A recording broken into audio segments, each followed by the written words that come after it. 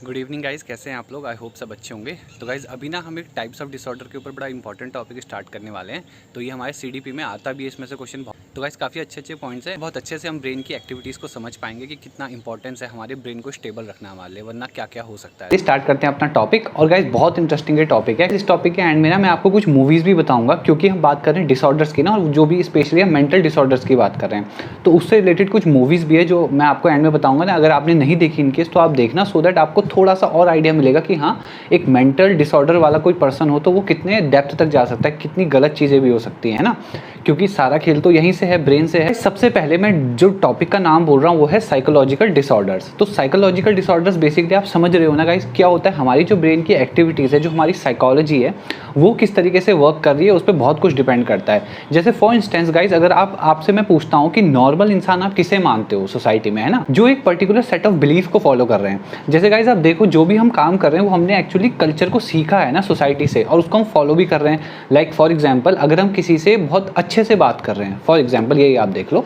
अगर हम बहुत तरीके से बात करें तो ये सब हमने सीखा कहाँ है, ये हमने स्कूल्स में सीखा है, हमारे पेरेंट्स से सीखा है।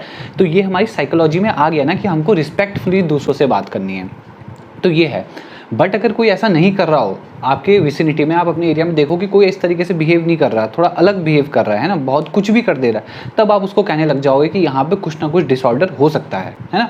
और गाइस देखो, डिप्रेशन भी अपने आप में डिसऑर्डर ही है, ठीक है, वो भी उसी कैटेगरी में आता है, आगे हम देखेंगे। आप भी गेस करना, जो भी मैं नाम लूंगा डिसऑर्डर का, उसके बारे में आपको पता था कि नहीं। सबसे पहला टॉपिक हमारे पास है एंजाइटी एंड पैनिक डिसऑर्डर। तो बेसिकली गाइस, एंजाइटी क्या होती है अगर हम देखें, सपोज मैं कोई प्रेजेंटेशन देने जा रहा हूँ उससे, और मैं पूरा प्रिपेयर्ड हूँ, आप समझो एंजाइटी का समझो कि गेम क्या है। मैंने सारा टॉपिक पढ़ा है, मुझे पूरा लर्न है। या सपोज आप बचपन के वो दिन याद कर लो जब कभी आपको स्टेज पे जाके पोएम सुनानी होगी, तो पूरी पोएम हम घर से याद करके रखते थे अच्छे से, है ना, एक एक लाइन रटी होती थी। बट स्टिल मतलब आप एक हफ्ते से उसे लर्न कर रहे हो, बट स्टिल अगर आप स्टेज में जा रहे हो और आपके अंदर स्टेज फियर है, आपको डर है कितने सारे लोग मुझे देख रहे हैं, तो कहीं ना कहीं आप गलती कर सकते हो। तो ये जो गलती आपने की, तो इस गलती को क्या मैं ये नाम दे सकता हूँ कि आपने मेहनत से लर्न नहीं किया था? नहीं, राइट। तो हम क्या कह सकते हैं, एंजाइटी डिसऑर्डर। इसी को कहते हैं कि आपको डर लगा और आपका माइंड भूल गया एकदम से। इवन कॉम्पिटिटिव एग्जाम्स में भी क्या हो रहा है, आप लर्न सब कुछ करके जा रहे हो और जैसे एग्जाम देने लगते हो, अगर आपको कुछ भी डर लगता है करके भूल जाते हो। पैनिक डिसऑर्डर क्या है अगर हम इसको समझे तो देखो गाइज, ये भी ऐसा डिसऑर्डर है जो बनता है एंजाइटी से ही है। यानी कि अगर आपको एंजाइटी बार बार होने लगे और बहुत ज़्यादा लेवल पे होने लगे, तो उसको सिर्फ हम पैनिक डिसऑर्डर कह देंगे। तो पैनिक डिसऑर्डर बेसिकली इस स्केल पे लाई करता है जहाँ पे एंजाइटी बहुत ज़्यादा हो जाती है। गाइज सेकंड जो चीज़ हम पढ़ने वाले हैं वो है फोबियाज के बारे में। फोबिया के अंदर ना 3 टाइप के फोबिया आते हैं, स्पेसिफिक फोबिया, सोशल फोबिया और एग्रोफोबिया। तो इन तीनों को हम समझ लेते हैं जल्दी से। स्पेसिफिक फोबिया का सिंपल से पहले तो फोबिया क्या हुआ, किसी एक पर्टिकुलर चीज़ से डर लगना। देखो गाइस, 2 स्टूडेंट यहाँ पे बैठे हैं, किसी एक को लिजर्ट से डर लगता है, किसी को नहीं लगता। तो इसका मतलब पहले वाले स्टूडेंट को फोबिया किसका है, उस लिजर्ट का है, यानी कि स्पेसिफिक चीज़ का है। किसी को हाइट से डर लगता है तो वो एक स्पेसिफिक पॉइंट है ना। थोड़ा गाइस स्पीड में भी चलता हूँ मैं, क्योंकि क्या है, हम पे काफ़ी सारे टॉपिक्स हैं। Social phobia guys, social phobia भी बहुत इंपॉर्टेंट है। देखो क्या है ना, सोशल फोबिया का बेसिकली किन लोगों को, अगर मैं आपसे पूछूं, 2 तरह के पर्सन होते हैं ना, एक्सट्रोवर्ट, इंट्रोवर्ट। तो किन लोगों में सोशल फोबिया मिलता है? इंट्रोवर्ट्स में, है ना। इंट्रोवर्ट्स क्या होते हैं, बेसिकली उनको बहुत ज़्यादा ऐसे सोशल इवेंट में क्या होता है, अजीब सा लगता है, उनको समझ नहीं आता कि मैं बात कैसे करूँ। अब गाइस अगर उनके एंड पे मैं एक चीज़ बोलूँ ना, तो ऐसा नहीं होता कि इंट्रोवर्ट्स मिलना नहीं चाहते लोगों से, ऐसा नहीं होता। अगर आप किसी इंट्रोवर्ट को देख के आपको ये लगने लगेगा ना कि he is very egoistic person, तो ईगो एक प्रॉब्लम नहीं है, बिल्कुल नहीं। क्योंकि बहुत बार लोग ईगो समझ लेते हैं कि इसमें ईगो बहुत है इसलिए किससे बात नहीं कर रहा है। ऐसा नहीं होता गाइस, थोड़ा सा हमको ना एक दूसरे को स्पेस देना पड़ेगा, हमको समझना पड़ेगा ऐसा क्यों हुआ। एक बात आप सोच के देखो, कोई भी इंसान अगर किसी सपोज इवेंट में आया हुआ, किसी से बात नहीं कर रहा, तो ऐसा क्या करके उसे मिल क्या रहा है ना, ऐसा तो कुछ है नहीं। बट बात यह है कि अंदर एक डर होता है कि मैं जाके बात क्या करूं, मैं बोलूं क्या, मैं क्या पहला ऐसा टॉपिक छोड़ूं जो अगले को इंटरेस्टिंग लगे। तो इंट्रोवर्ट्स की तो कहानी अलग है, उन्हें लगता है कि हम सामने वाले पर्सन को अपीलिंग लग भी रहे हैं कि नहीं, तो इसलिए वो इसी शर्म के, बेसिकली अगर सिंपल भाषा में बोलूँ ना, तो इंट्रोवर्ट्स की प्रॉब्लम ये नहीं है कि वो सोशल नहीं होना चाहते, उनकी प्रॉब्लम ये है कि वो शर्माते बहुत हैं बेसिकली। उनके अगर आप बचपन पे जाके देखोगे ना थोड़ा सा, तो वो काफ़ी आपको शर्मीले दिखाई देंगे किसी किसी पॉइंट पे। अब मैं ऐसा नहीं कह रहा हूँ कि इंट्रोवर्ट, आपको ये पता होगा कि एक इंसान हर डिफरेंट पॉइंट पे अलग तरह से एक्ट कर सकता है। अगर किसी इंट्रोवर्ट का कोई बेस्ट फ्रेंड उसके साथ छोड़ दिया जाए ना, तो वही पर्सन आपको एक्सट्रोवर्ट जैसा दिखने लगेगा। और ये सच्चाई है गाइस, वो इंट्रोवर्ट परमानेंट इंट्रोवर्ट नहीं है, वो पर्टिकुलर सिचुएशन में इंट्रोवर्ट। इसके बाद है एग्रोफोबिया। एग्रोफोबिया में सिंपली अगर मैं बोलूँ तो it is a fear of getting into an unfamiliar situation. तो ये एग्रोफोबिया। अगर आप सपोज गाइस ऐसा है, यहाँ पे सिचुएशन बेस्ड टॉपिक पे बात हो रही है, यानी कि अगर आपको ना सपोज सपोज गाइज स्टेज का ले लेते हैं, जब हम छोटी क्लासेस में होते थे स्कूल लेवल पे, तो हमको बोला जाता था कभी स्पीच देना है, आपको स्पीच देनी है स्टेज पे आके। तो अब हमको अगर स्टेज फियर है तो बेसिकली वो है एग्रोफोबिया, कि बस मुझे स्टेज से डर लगता है, बाकी मैं स्पीच दे सकता हूँ। थर्ड टाइप के डिसऑर्डर में जो है सैड करके, सेपरेशन एंजाइटी डिसऑर्डर। बेसिकली यहाँ क्या होता है guys, as the name suggest, यहाँ पे सेपरेशन का बहुत ज़्यादा डर लगा रहता है। फॉर एग्जाम्पल गाइज, कुछ लोग ऐसे होते हैं, आपने देखा होगा, जो अपने पेरेंट्स से बहुत ज़्यादा अटैच्ड हैं। अब अगर उनको बोला जाए कि सपोज उनको 2 हफ्ते के लिए किसी दूसरी कंट्री में जाके कुछ वर्क करके आना है या कोई इंटर्नशिप करके आनी है, तो ऐसे मौक़ों पे उन लोगों को बहुत ज़्यादा डर लगने वाला है। इज ए 4 टाइप का ऑब्सेसिव कंपल्सिव डिसऑर्डर। तो यहाँ पे क्या है, 2 वर्ड हैं, ऑब्सेसिव कंपल्सिव। तो सबसे पहले ऑब्सेसिव को समझते हैं कि it is the inability to stop thinking about a particular idea. तो एक आइडिया के बारे में आप सोचना मतलब रोक ही नहीं पा रहे हो, ऑब्सेस हो चुके हो आप उस चीज़ के लिए। सपोज मान लो आपको लग रहा है कि मेरे कल फिजिक्स में कितने नंबर आएंगे, और ये आइडिया आपको सुबह माइंड में आया, सुबह 8 बजे आया, और अभी रात को 8 बजे तक भी मतलब बीच बीच में कुछ आप काम कर रहे हो, फिर से आपको यही आइडिया आ जा रहा है। तो इसको ना छोड़ पाना एक तरह का डिसऑर्डर है। तो गाइस आप एक चीज़ यहाँ पे नोट कर सकते हो कि डिसऑर्डर ऐसा नहीं है कि वो लाइफ टाइम रहे, वो कभी कभी आपको पर्टिकुलर सिचुएशन में भी मिल सकता है। तो इसका मतलब आप समझ रहे हो माइंड का गेम क्या है, हम कभी भी बीमार पड़ रहे होंगे, है ना, मेंटली बीमार। गाइज आपने पढ़ा होगा हेल्दी पर्सन की डेफिनेशन क्या होती थी, वो पर्सन जो कि सोशली, मेंटली और फिजिकली परफेक्ट है, मतलब हेल्दी है, उसी को हम गुड हेल्थ बोलते थे या हेल्दी पर्सन बोलते थे। बट अगर इस टाइम पे अगर आप मेंटली फिट नहीं हो, आप स्ट्रेस में हो, तो हम क्या कह सकते हैं हेल्दी? तो आप बताना है इस बारे में, आपको क्या लगता है? इसके बाद दूसरा आता है कंपल्सिव बिहेवियर, इसी में जो ऐड था अभी, पर ये भी बड़ा इंपॉर्टेंट है गाइज। अगर आप मुझे बताना आपने इस टाइप के पर्सन देखेंगे कि नहीं, क्योंकि मैंने इसका एक एग्जाम्पल देखा है।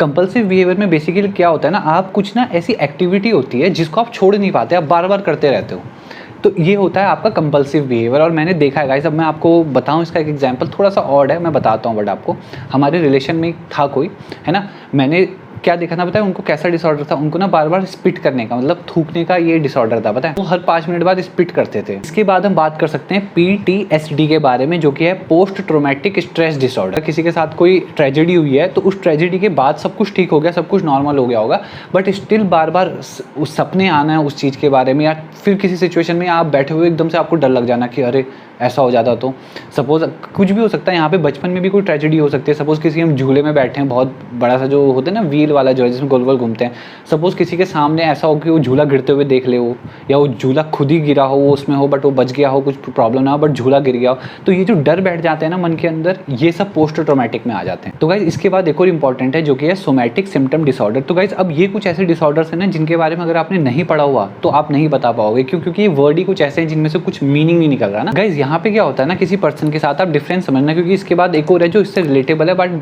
आप डिफरेंस समझना।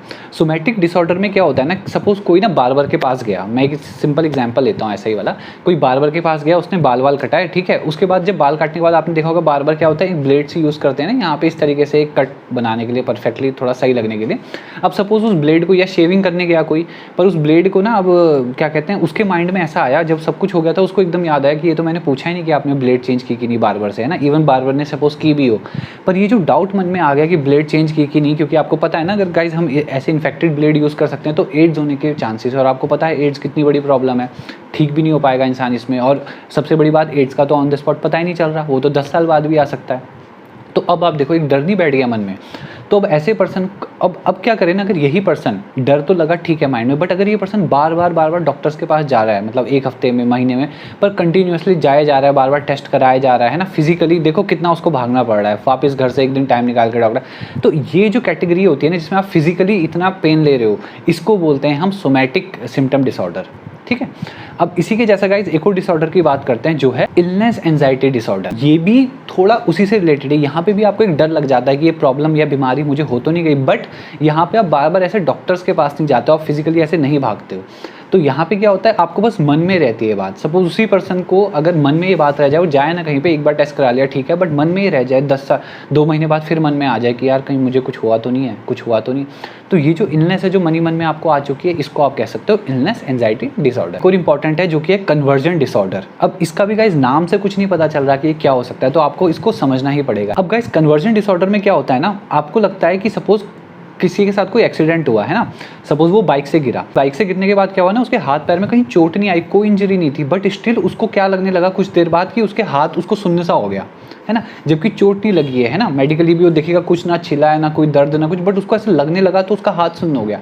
तो ये जो हमको फील होने की वजह से जो एक्चुअल में इंजरी जहाँ पे ना हो, जहाँ इंजरी ना हो बट आपको फील होने लगेगा, उसके बाद कुछ ना कुछ ऐसा सिम्टम आ जाए तो नमनेस आना, तो इसी को बेसिकली गाइस कन्वर्जन डिसऑर्डर में हम कैटेगराइज करते हैं। इंपॉर्टेंट आपको डिफरेंस क्या समझना है, चोट नहीं लगी थी, बस माइंड से साइकोलॉजिकली वो इम्पैक्ट क्रिएट हुआ और वो एक्चुअल में पैरालिसिस या कुछ ऐसा भी होने लग सकता है। इसके बाद है डिसोशिएटिव डिसऑर्डर। गाइस थोड़ा सा वीडियो बड़ा बन रहा होगा क्योंकि काफ़ी सारे डिसऑर्डर हैं, तो आई होप आप अभी तक वीडियो में हैं और आप समझ रहे हैं इस चीज़ को। यहाँ पे गाइस क्या होता है, ये बड़ी अजीब चीज़ है गाइस, क्योंकि यहाँ से अब थोड़ा सा मिस्ट्री और सस्पेंस आ जाएगा चीज़ों में, है ना, क्योंकि यहाँ पे लॉस और शिफ्ट ऑफ आइडेंटिटी होने लगता है। यानी कि आपने अब बहुत बार आपने ऐसी मूवीज़ देखी होंगी बहुत चीज़ जहाँ पे पर्सनैलिटी शिफ्ट हो जाती है ना। जैसे अगर मैं बात करूँ हमारे इंडिया में गाइस एक वो मूवी थी ना, क्या नाम है, नाम याद नहीं आ रहा, आप बताना, मैं आपको बस वो देता हूँ इंडिकेशन कि वो क्या होता था। उसमें एक इतने लंबे लंबे बाल होते थे, उसका रैम्बो नाम होता था। एक तो उसकी ना 3 पर्सनैलिटी थी, एक तो सिंपल वाली और एक बहुत ही पावरफुल सी, वो लोगों को सज़ा देता था। वो साउथ की मूवी है ना,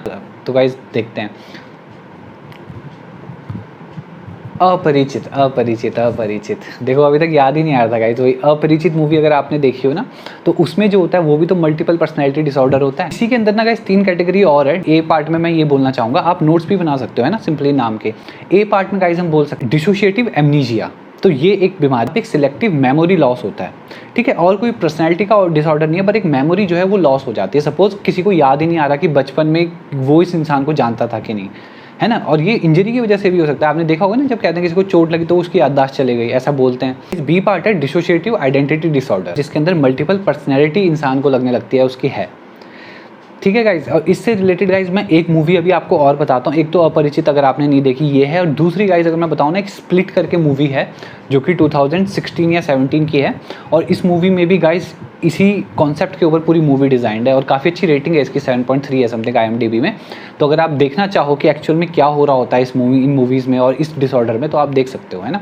आई थिंक उस पर्सन ने कुछ 23 कैरेक्टर्स किए हैं, तो 23 पर्सनैलिटीज़ एक इंसान की, आप समझ रहे हो कितनी बड़ी बात है। तो सारा का सारा खेल हमारा ब्रेन का है। इसी के अंदर गाइस जो सी पार्ट है वो है डीपर्सनलाइजेशन या derealization disorder. Dream like state में चले जाओगे बेसिकली। सपोज अभी मैं ऐसे बैठा हूँ, ये सब है ना, बट अगर ये डिसऑर्डर है तो पता है क्या होगा, एकदम से मुझको लगने लगेगा, कभी भी हो सकता है, मुझे लगने लगेगा कि आसपास फॉगी फॉग है और मैं बिल्कुल खो जाऊँगा चीज़ों में। मुझे लगने लगेगा कि समय बहुत धीरे चल रहा है, कुछ ऐसा है ना जो शायद ड्रग्स लेने के बाद होता हो, बट वो बिना ड्रग्स लिए अगर आपको होने लग जाए, आपको फॉग दिखे आसपास, ऐसी चीज़ें दिखें, तो बेसिकली आप एक ड्रीम लाइक स्टेट में जा चुके हो। आपको लग रहा है कि जो अभी मैं हूँ ना, बैठा हूँ, ये सब सपना है। इसके बाद है एक और इंपॉर्टेंट डिसऑर्डर जिसको कहते हैं बाइपोलर।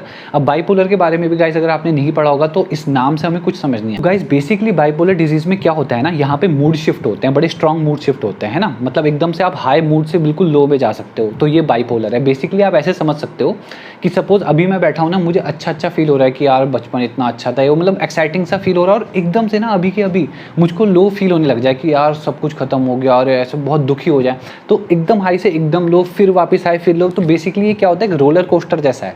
आप ऊपर गए एकदम से नीचे आए, ऊपर गए एकदम से, तो ये जो रोलर कोस्टर राइड है ना, ये आपको देखने को मिलती है बाइपोलर डिसऑर्डर में। इसके बाद है एक और इंपॉर्टेंट जो कि है सिंजोफ्रेनिया। वो आप ना एक रूम में हो और वहाँ पे 100 टीवी, मतलब 100 टीवी मैंने चला दिए। अब आपको बैठ के ना कोई एक सेंटेंस पूरा करना है किसी भी एक टीवी का, मतलब बहुत सारे टीवी चल रहे हैं, सब आवाज़ें आपके कान में जा रही है और आपको कोई एक सेंटेंस पूरा करना है कहीं पे भी देख के किसी भी एक टीवी का। तो इसमें जो आपको प्रॉब्लम होगी ना, यानी कि आप क्लियरली सोच नहीं पाओगे, क्लियरली समझ नहीं पाओगे, तो इसी को बेसिकली कहते हैं सिंजोफ्रेनिया, यानी कि आपको बहुत मल्टीपल चीज़ें आपके माइंड में चलने लग जाए, ठीक है। ये उस टाइप का डिसऑर्डर है। हम बात कर सकते हैं ADHD के बारे में, जो है attention deficient hyper activity disorder. तो गाइस पहले एक इंपॉर्टेंट बात बता दूं, ये डिसऑर्डर बहुत सारे एग्जाम्स में आता रहता है। इतनी बार मैंने CDP में देखा है ना, ADHD के बारे में कोई कुछ ना कुछ जरूर पूछ लेते हैं वो कि ये होता क्या है। तो बेसिकली गाइस ये तो नाम से भी आप समझ सकते हो इसको, है ना। यहाँ पे क्या होता है, आपके अटेंशन के बारे में सारी चीज़ें हैं। सपोज मैं कुछ बैठ के पढ़ रहा हूँ ना, और 10 मिनट बाद मेरे माइंड में कोई डिस्ट्रैक्शन आई और मैं उसी की तरफ सपोज ये मैं मोबाइल चलाने लग गया, या जो इस तरीके से डेविएशन आई ना, इसको कहते हैं अटेंशन डेफिशिएंसी। यानी बहुत जल्दी आप दूसरी एक्टिविटीज़ में जा रहे हो या बहुत ईजिली आप बोर हो जाते हो। हम बात कर सकते हैं ऑटिज्म के ऊपर भी। ऑटिज्म भी एक इंपॉर्टेंट डिजीज़ है या डिसऑर्डर है। इसमें क्या होता है बेसिकली गाइस, इसमें क्या होता है ना, कम्युनिकेशन करना या लोगों से सोशली इंटरेक्ट करना, ये तरह की जो प्रॉब्लम्स होती है ना, ये भी ऑटिज्म के अंदर ही आती है। तो इसलिए कहते हैं गाइस बचपन से ही ना, सपोज मान लो कोई एक अच्छा एग्जाम्पल है गाइस, सपोज एक बर्थडे पार्टी आपने छोटे से बच्चे की रखी है और बहुत सारे लोग वहाँ आ गए हैं। अब वो सब उसको विश कर रहे हैं, पर वो बच्चे को ना बहुत ज़्यादा अजीब सा लग रहा है, या उसको ना सुनने में या कुछ उसके माइंड में प्रॉब्लम्स आ रही है ना।